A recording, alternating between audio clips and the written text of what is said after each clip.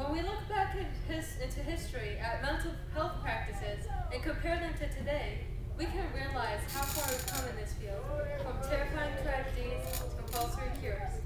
In the 1800s, a popular medical practice surfaced. Doctors believed that to treat mental instability, disconnecting the frontal lobe from the rest of the brain would be most effective.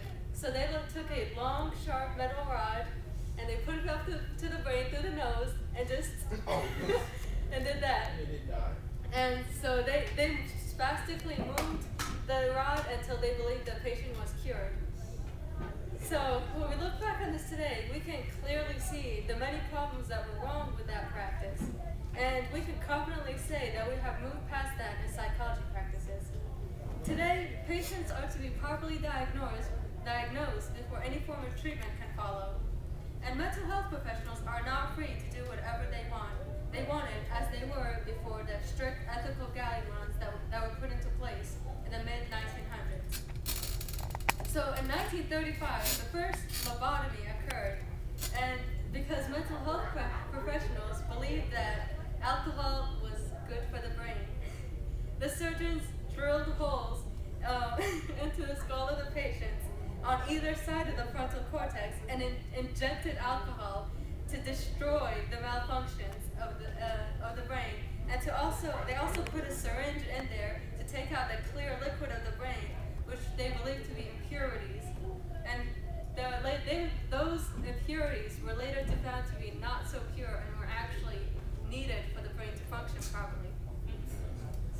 Another disturbing mental practice we can look back on is the process of trepanation. For this, doctors literally drilled into the skull using a saw to relieve headaches, mental illnesses, or what was believed to be back then as demonic possession. As you could probably guess, that did not go so well. It didn't really relieve headaches because when you drill someone's skull, you're not really helping them. And as disturbing as that may seem to us today too, these practices were actually essential in bringing our understanding of psychology to a greater level. Today, you'll be completely and utterly surprised to hear about a mental health professional doing anything this reckless, and would probably condemn them as terrible human beings and crazy. But before, mental illnesses were not taken as seriously as they are today and were just treated as outliers in society. Though this belief still exists to a certain extent, people now have access to mental health professionals and can even call helplines for free to help them out with their struggles. So when we compare the past to the present, we can say that our minds have truly evolved. Thank you.